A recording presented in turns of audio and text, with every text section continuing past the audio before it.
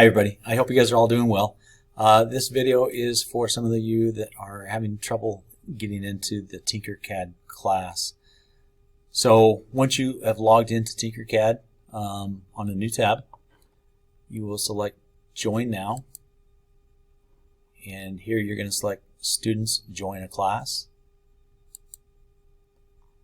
and you will type in the class code, and you can find that class code in Canvas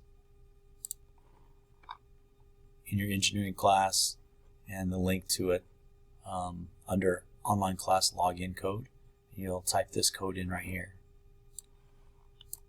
Okay, so it'll look like that.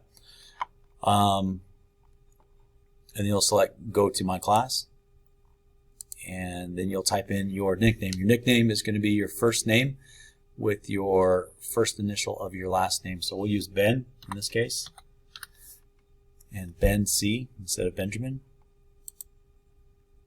and then select That's Me, and it should bring you up to this page here. So if you go to Learn,